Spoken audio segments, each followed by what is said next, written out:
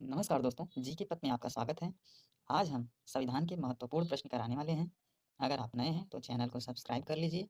हमारा पहला क्वेश्चन है, प्रस्तावना संविधान की कुंजी है, यह किसका कथन है? प्रस्तावना संविधान की कुंजी है, यह किसने कहा है? इसका सही आंसर हो जाएगा डॉक्टर बी.आर. अम्बेडकर। अगला क्वेश्चन है, भारत के संविधान का विचार सबसे पहले किसके द्वारा दिया गया था? भारत के संविधान का विचार सबसे पहले किसके द्वारा दिया गया था? इसका सही आंसर है आंसर डी, M.N. राय के द्वारा दिया गया था। अगला क्वेश्चन है, भारत के संविधान की निम्नलिखित में से कौन सी अनुसूची एक नए राज्य के गठन जैसे मामलों से संबंधित है? भारत के संविधान की निम्नलिखित में से कौन सी अनुसूची एक नए राज्य के गठन के जैसे मामलों से संबंधित है? इसका सही आंसर है प्रथम अनुसूची। हमारा अगला क्वेश्चन है, संविधान की दूसरी अनुसूची किससे संबंधित है? संविधान की दूसरी अनुसूची किससे संबंधित है? इसका सही आंसर होगा महत्वपूर्ण पद अधिकारियों के वेतन भत्तों से। इसका सही आंसर है वेतन भत्ता से संबंधित है। हमारा अगला क्वेश्चन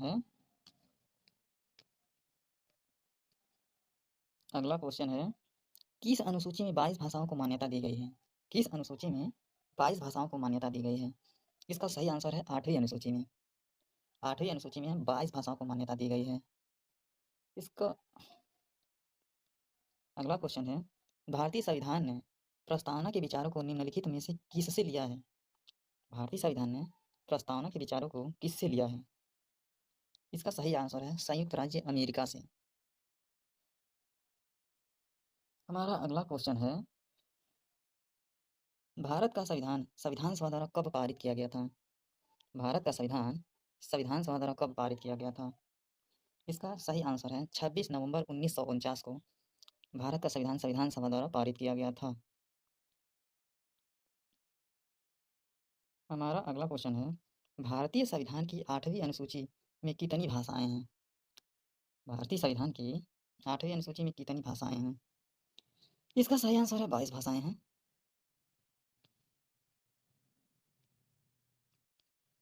हमारा अगला क्वेश्चन है, दल बदल के आधार पर निर्वाचित सदस्यों की अयोग्यता संबंधित विवरण किस अनुसूची में है? दल बदल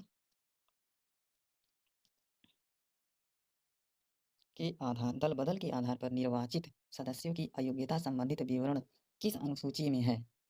इसका सही आंसर है 10वीं अनुसूची में है। हमारा अगला क्वेश्चन है, लोकसभा के प्रथम अध्यक्ष कौन थे? लोकसभा के प्रथम अध्यक्ष कौन थे? इसका सही आंसर है जीबी मावलंकर। लोकसभा के प्रथम अध्यक्ष जीबी मावलंकर थे। हमारा अगला क्वेश्चन है, निम्नलिखित में से कौन सा विश्व का सबसे लंबा लिखित संविधान है? निम्नलिखित में से कौन सा विश्व का सबसे लंबा लिखित संविधान है? इसका सही आंसर है भारत का संविधान। भारत का संविधान सबसे लंबा लिखित संविधान है। हमारा अगला क्वेश्चन है, किस वर्ष भारतीय राज्यों का भाषाई आधार पर पुनर्गठन किया गया था? किस वर्ष भारतीय राज्यों का भाषाई आधार पर पुनर्गठन किया गया था? इसका सही आंसर है 1956। आंसर सी 1956 है।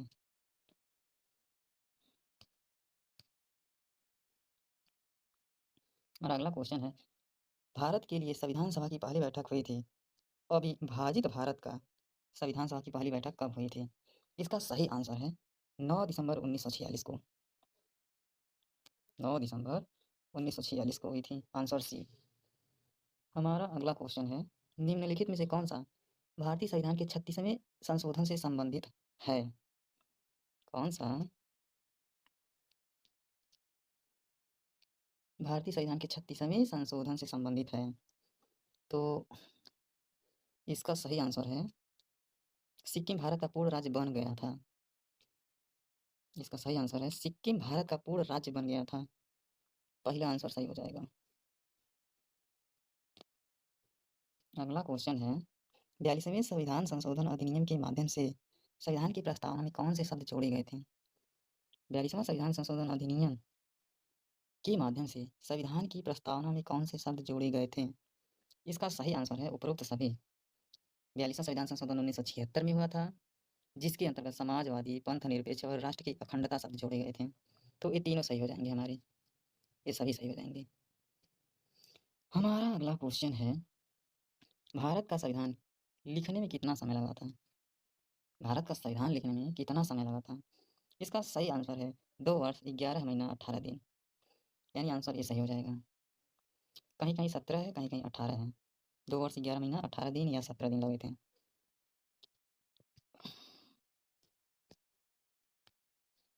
हमारा अगला क्वेश्चन है, किस राज्य में संविधान की 6वीं अनुसूची लागू नहीं होता है? किस राज्य में संविधान की 6वीं अनुसूची लागू ही नहीं होता है? तो ए मणिपुर और नागालैंड दोनों में लागू नहीं होता है, तो आंसर हमारा सी हो जाएगा। ए और बी दोनों में लागू नहीं होता है। हमारा अगला क्वेश्चन है, भारतीय संविधान का अनुच्छेद 17 निम्नलिखित में से किसके लिए जानकारी प्रदान करता है? अनुच्छेद 17, तो इसका सही आंसर है अस्पृश्यता का उन्मूलन। अनुच्छेद 17 जो है अस्पृश्यता के उन्मूलन से संबंधित है। हमारा अगला क्वेश्चन है, राष्ट्रपति किस अनुच्छेद के तहत राज्य में आपातकाल की घोषणा कर सकता है?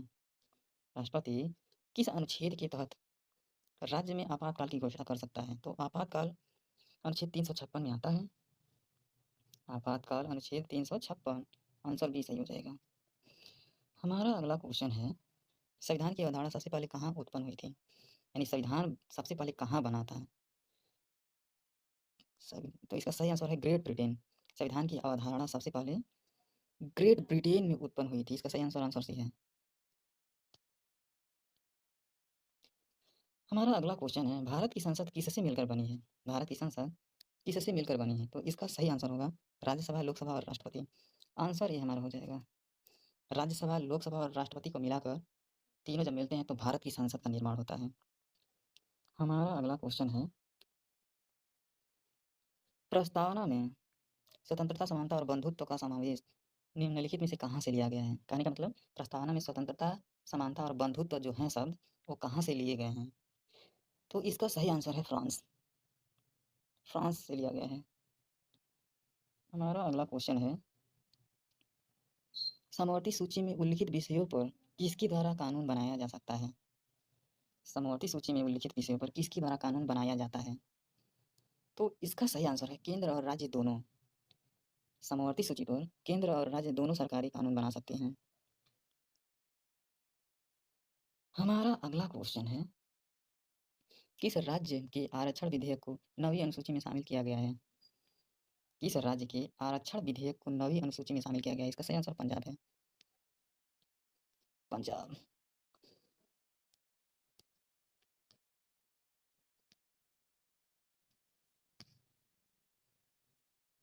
तो सॉरी इसका सही आंसर तमिलनाडु होगा। किस राज्य के आरक्षण विधेयक को 9वीं अनुसूची में शामिल किया गया है? तो इसका सही आंसर तमिलनाडु हो जाएगा। हमारा अगला क्वेश्चन है, भारत की धरती पर किसी विदेशी को कौन सा अधिकार प्राप्त होता है? भारत की धरती पर किसी विदेशी को कौन सा अधिकार प्राप्त होता है? इसका सही आंसर है जीवन का अधिकार। आंसर सी, जीवन का अधिकार प्राप्त होता है। हमारा अगला क्वेश्चन है, राज्यसभा या उच्च सदन को अन्य किस नाम से जाना जाता है? यानी राज्यसभा जिसे उच्च सदन कहा जाता है, उसका एक तीसरा नाम है, उसे क्या कहा जाता है? तो उसे कहा जाता है council of state. Answer A सही होगा। हमारा अगला क्वेश्चन है, प्रेस की स्वतंत्रता किस अधिकार में निहित है? प्रेस की स्वतंत्रता किस में निहित है? तो इसका सही आंसर है वाक और बोलने की स्वतंत्रता जो होती है, उसी में प्रेस की स्वतंत्रता आता है। आंसर सी, बोलने की स्वतंत्रता, वाक स्वतंत्रता जो होती है, उसमें प्रेस की स्वतंत्रता आती है और यह है अनुच्छेद 19 ए में। हमारा अगला क्वेश्चन है, भारतीय संविधान की कौन सी अनुसूची राज्य में क्षेत्रों के नाम और विवरण की सूची देता है? भारतीय संविधान की कौन सी अनुसूची राज्य में क्षेत्रों के नाम और विवरण की जानकारी देता है? तो इसका सही आंसर हो जाएगा पहली अनुसूची। हमारा अगला क्वेश्चन है, भारतीय संविधान में 9वीं अनुसूची को किस संशोधन द्वारा बदला गया? भारतीय संविधान में 9वीं अनुसूची को किस संशोधन द्वारा बदला गया था? तो 9वीं अनुसूची जो है प्रथम संविधान संशोधन से संबंधित है। 9वीं अनुसूची प्रथम संविधान संशोधन से संबंधित है, 1951 में हुआ था। हमारा अगला क्वेश्चन है, नगरपालिका विधेयक किस संवैधानिक संशोधन के माध्यम से पारित किया गया था? नगरपालिका विधेयक किस संवैधानिक संशोधन के माध्यम से पारित किया गया था? तो इसका सही आंसर है अनुच्छेद 74। अनुच्छेद 74 नहीं, 74वां संवैधानिक संशोधन हुआ था, जिसके तहत नगरपालिका विधेयक को पारित किया गया था। हमारा अगला क्वेश्चन है, 245 सदस्यों में 245 सदस्यों में कितने सदस्य राज्य और केंद्र शासित प्रदेशों की विधानसभा द्वारा चुने जाते हैं? तो इसका सही आंसर है 233। 245 सदस्यों में 233 सदस्य जो हैं केंद्र और राज्य की विधानसभाओं द्वारा चुने जाते हैं। बाकी जो शेष 12 बचते हैं वो राष्ट्रपति उनको चुनता है, उन्हें मनोनीत करता है। हमारा अगला क्वेश्चन है, कौन सा अनुच्छेद कानून के समक्ष समानता और कानून के समान संरक्षण को परिभाषित करता है? कौन सा अनुच्छेद कानून के समक्ष समानता और कानून के समान संरक्षण को परिभाषित करता है? तो इसका सही आंसर होगा अनुच्छेद 14।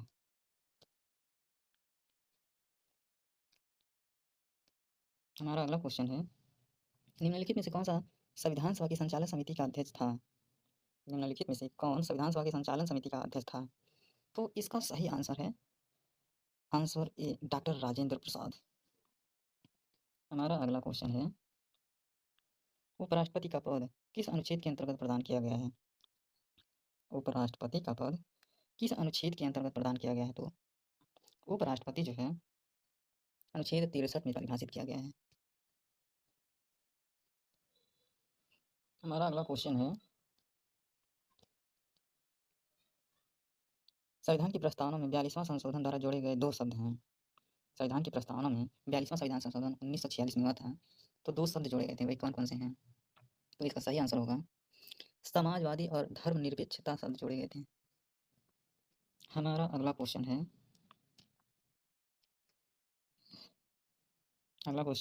भारत के संविधान में मूल रूप से कितने अनुच्छेद हैं? भारत के संविधान में मूल रूप से कितने अनुच्छेद हैं? तो इसका सही आंसर होगा 395 अनुच्छेद, आंसर बी। मूल अनुच्छेद में 395 अनुच्छेद ही हैं। हमारा अगला क्वेश्चन है, हमारा राष्ट्रगान पहली बार कब और कहाँ गाया गया था? हमारा राष्ट्रगान पहली बार कब और कहाँ गाया गया था? तो इसका सही आंसर है 27 दिसंबर 1911 में कलकत्ता में गाया गया था। हमारा अगला क्वेश्चन है, लक्षद्वीप, मिनिकॉय और अमीन दीवी द्वीपों का नाम किस वर्ष संसद के एक अधिनियम के तहत बदलकर लक्षद्वीप कर दिया गया था? लक्षद्वीप, मिनिकॉय, अमीनदीव द्वीपों का नाम किस वर्ष संसद के एक अधिनियम के तहत बदलकर लक्षद्वीप कर दिया गया था? इसका सही आंसर है 1973 में। 1973 में लक्षद्वीप नाम लक्षद्वीप रखा गया था।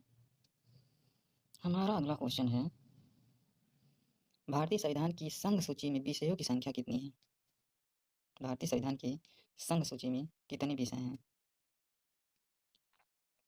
तो इसका सही आंसर है 97 विषय हैं। संघ सूची में 97 विषय हैं। हमारा अगला क्वेश्चन है,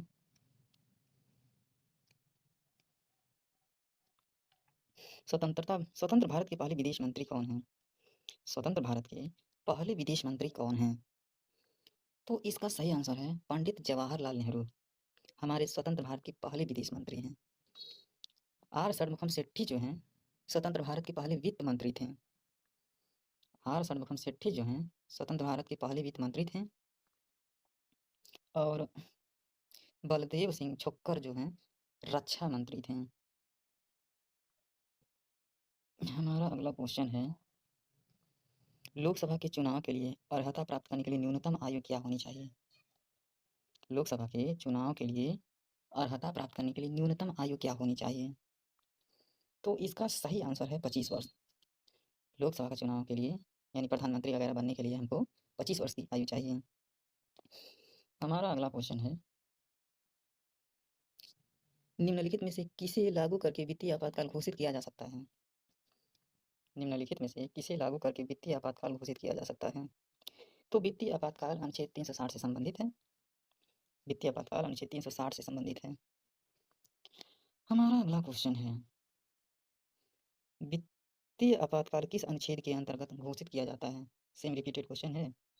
वित्तीय आपातकाल किस अनुच्छेद के अंतर्गत घोषित किया जाता है? तो इसका सही आंसर है 1960। No, no, no, sorry, sorry, 360 वित्तीय आपातकाल से संबंधित है। हमारा अगला क्वेश्चन है,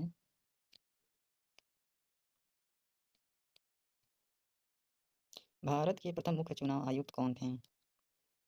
भारत के प्रथम मुख्य चुनाव आयुक्त कौन थे? तो इसका सही आंसर है सुकुमार सेन। आंसर डी हो जाएगा सही। हमारा अगला क्वेश्चन है, किस संशोधन द्वारा संपत्ति के अधिकार को मौलिक अधिकारों की सूची से हटा दिया गया था? किस संशोधन द्वारा संपत्ति के अधिकार को मौलिक अधिकारों की सूची से हटा दिया गया था? तो इसका सही आंसर है 44वां संविधान संशोधन के द्वारा संपत्ति के अधिकार को हटाकर उसे अनुच्छेद 300 ए में रख दिया गया था, कानूनी अधिकार बनाकर। हमारा अगला क्वेश्चन है, 46वां संविधान संशोधन में आर्थिक योजना निम्नलिखित में से किसमें शामिल है? हमारे संविधान में आर्थिक योजना निम्नलिखित में से किसमें शामिल है? तो आर्थिक योजना जो है हमारे समवर्ती सूची से शामिल है। आंसर बी हो जाएगा सही। हमारा अगला क्वेश्चन है, राष्ट्रीय पिछड़ा वर्ग आयोग का गठन किस अनुच्छेद के अंतर्गत किया गया था? राष्ट्रीय पिछड़ा वर्ग आयोग का गठन किस अनुच्छेद के अंतर्गत किया गया था? तो इसका सही आंसर है 340। ये वाला आंसर सही हो जाएगा। 340 के अंतर्गत राष्ट्रीय पिछड़ा वर्ग आयोग का गठन किया गया था।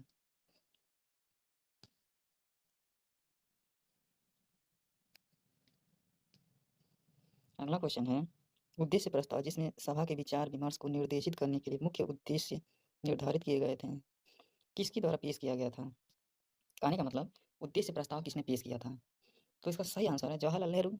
उद्देश्य प्रस्ताव को पंडित जवाहरलाल नेहरू ही पेश किए थे। आंसर सी सही हो जाएगा।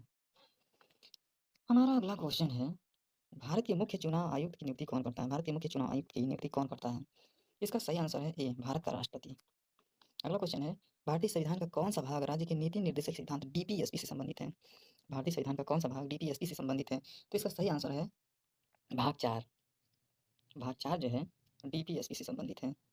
भाग 4, भाग 4 जो है डीपीएसपी नीति निर्देशक सिद्धांत से संबंधित है।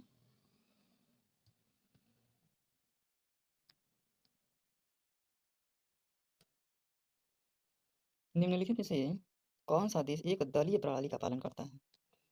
कौन सा देश एक दलीय प्रणाली का पालन करता है? मतलब किस देश में केवल एक ही पार्टी है और कोई पार्टी नहीं है? तो इसका सही आंसर है चीन। चीन में केवल एक ही पार्टी है और वही हमेशा राष्ट्रपति बनता है। हमारा अगला क्वेश्चन है, केंद्र और राज्यों के बीच शक्तियों का विवरण किस अनुसूची में है? केंद्र और राज्यों के बीच शक्तियों का विवरण किस अनुसूची में वर्णित है? इसका सही आंसर है 7वीं अनुसूची में। 7वीं अनुसूची में संघ सूची, राज्य सूची, समवर्ती सूची है। हमारा अगला क्वेश्चन है, देश का संवैधानिक प्रमुख कौन होता है? देश का संवैधानिक प्रमुख कौन होता है? तो इसका सही आंसर है भारत का राष्ट्रपति देश का संवैधानिक प्रमुख होता है। हमारा अगला क्वेश्चन है, किस राज्य सरकार ने सरकारी कामकाज में हरिजन शब्द के प्रयोग पर रोक लगा दी और इसके स्थान पर अनुसूचित जाति शब्द का प्रयोग किया? तो इसका सही आंसर है पंजाब। पंजाब में हरिजन शब्द को रोक लगा दिया गया है और इसके स्थान पर अनुसूचित जाति शब्द का प्रयोग किया गया। हमारा अगला क्वेश्चन है, समवर्ती सूची किस राज्य में संबंधित नहीं है? समवर्ती सूची किस राज्य से संबंधित नहीं है? समवर्ती सूची जम्मू कश्मीर से संबंधित नहीं है। अगला क्वेश्चन है, किस संवैधानिक संशोधन विधेयक द्वारा संसद ने मतदान की आयु 21 वर्ष से घटाकर 18 वर्ष कर दिया? किस संवैधानिक संशोधन द्वारा संसद ने मतदान की आयु 21 वर्ष से घटाकर 18 वर्ष कर दी? तो इसका सही आंसर है 61वां संविधान संशोधन हुआ था जिसमें मतदान की आयु 21 वर्ष से घटाकर 18 वर्ष कर दिया गया था। अगला क्वेश्चन है, भारतीय संविधान में मौलिक कर्तव्यों को किस वर्ष शामिल किया गया था? भारतीय संविधान में मौलिक कर्तव्यों को किस वर्ष शामिल किया गया था? मौलिक कर्तव्य 1946 में शामिल किया गया था। Answer A.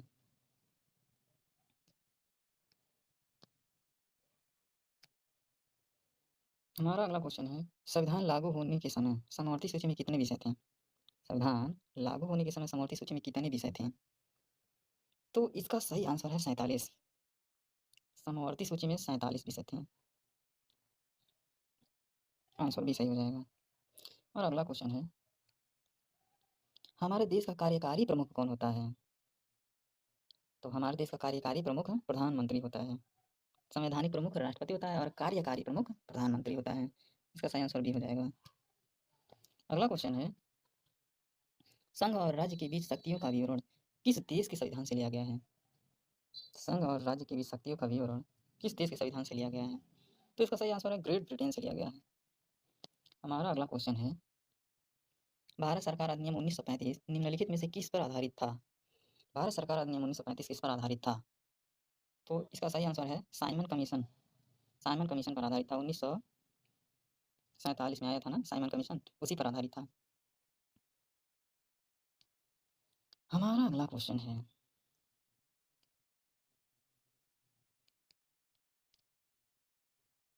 राज्य का संवैधानिक प्रमुख कौन होता है? तो राज्य का संवैधानिक प्रमुख राज्यपाल होता है। और देश का संवैधानिक प्रमुख कौन होता है? तो राष्ट्रपति होता है। राज्य का संवैधानिक प्रमुख राज्यपाल होता है। अगला क्वेश्चन है, राज्य चुनाव आयोग किसके अंतर्गत नगर पालिका चुनाव का संचालन, नियंत्रण, पर्यवेक्षण करता है? राज्य चुनाव आयोग किसके अंतर्गत नगर पालिका चुनाव का संचालन, नियंत्रण और पर्यवेक्षण करता है? तो इसका सही आंसर हो जाएगा 243 के। हमारा आंसर भी हो जाएगा। हमारा अगला क्वेश्चन है, किस संविधान संशोधन द्वारा 6 से 14 वर्ष के आयु के बच्चे को निःशुल्क और अनिवार्य शिक्षा देने के लिए अधिकार को मौलिक अधिकार बना दिया गया था? तो इसका सही आंसर है 46वां संविधान संशोधन।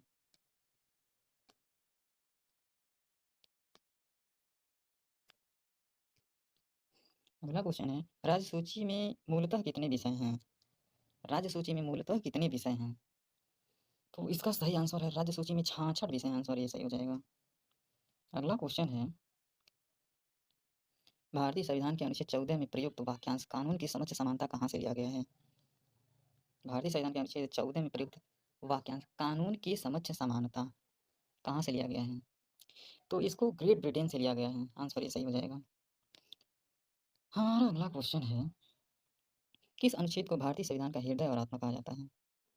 किस अनुच्छेद को भारतीय संविधान का हृदय और आत्मा कहा जाता है? इसका सही आंसर होगा अनुच्छेद 32 को भारतीय संविधान का हृदय और आत्मा कहा जाता है। हमारा अगला क्वेश्चन है, निम्नलिखित में से कौन सा मौलिक अधिकारों को निलंबित कर सकता है? निम्नलिखित में से कौन मौलिक अधिकार को निलंबित कर सकता है? तो इसका सही आंसर है राष्ट्रपति। केवल राष्ट्रपति मौलिक अधिकार को निलंबित कर सकता है।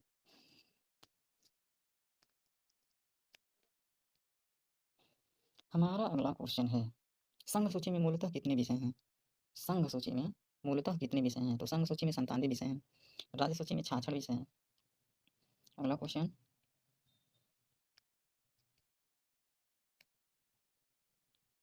भारत के संविधान को अपनाने के उपलक्ष्य में संविधान दिवस, जिसे राष्ट्रीय कानून दिवस भी कहा जाता है, हर साल किस दिन मनाया जाता है? कहने का तात्पर्य है संविधान दिवस किस तारीख को मनाया जाता है? तो इसका सही आंसर है 26 नवंबर को। 26 नवंबर को संविधान सभा द्वारा संविधान का अंतिम वाचन, तृतीय वाचन हुआ था।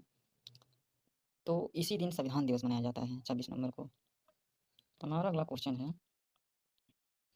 अधिकारों का विधेयक और न्यायिक समीक्षा निम्नलिखित में से किस देश के संविधान की विशेषताएं हैं? अधिकारों का विधेयक, न्यायिक समीक्षा निम्नलिखित में से किस देश के संविधान की विशेषताएं हैं? तो इसका सही आंसर है संयुक्त राज्य अमेरिका की। हमारा अगला क्वेश्चन है, संविधान की हस्तलिखित प्रति को किस भारतीय कलाकार ने सजाया था? संविधान की हस्तलिखित प्रति को किस भारतीय कलाकार ने सजाया था? तो इसका सही आंसर है नंदलाल बोस। नंदलाल बोस ने सजाया था।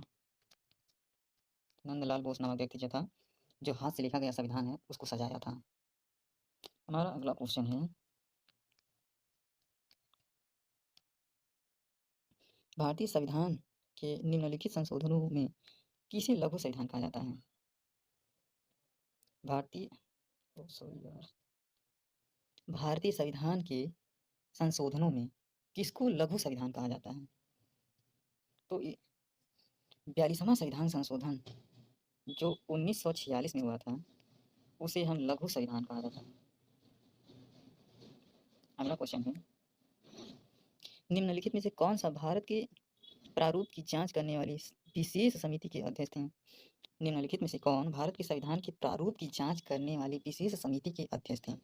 इसका सही आंसर होगा answer A sir Alladi Krishnaswami Iyer.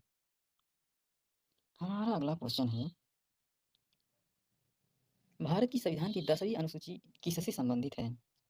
Bharat के संविधान की 10वीं अनुसूची किससे संबंधित है? तो इसका सही आंसर होगा दल बदल विरोध कानून से संबंधित है। आंसर बी सही होगा। हमारा अगला क्वेश्चन है, भारतीय संविधान का कौन सा अनुच्छेद 2 या 2 से अधिक राज्यों के लिए एक सार्वजनिक उच्च न्यायालय स्थापित करने की शक्ति प्रदान करता है? भारतीय संविधान का कौन सा अनुच्छेद 2 या 2 से अधिक राज्यों के लिए एक ही उच्च न्यायालय स्थापित करने की शक्ति प्रदान करता है? तो इसका सही आंसर है अनुच्छेद 231। Answer A. हम जानते हैं अनुच्छेद 32 के तहत सर्वोच्च न्यायालय, जिसे सुप्रीम कोर्ट कहा जाता है या सी, वो रिट निकाल सकता है, और जिसे हाई कोर्ट कहा जाता है वह अनुच्छेद 226 के अंतर्गत रिट निकाल सकता है। और अनुच्छेद 233 में जिला न्यायाधीशों की नियुक्ति जो है राज्यपाल करता है। अनुच्छेद 241 जो है संघ और राज्यों के लिए उच्च न्यायालय की स्थापना किया जाता है।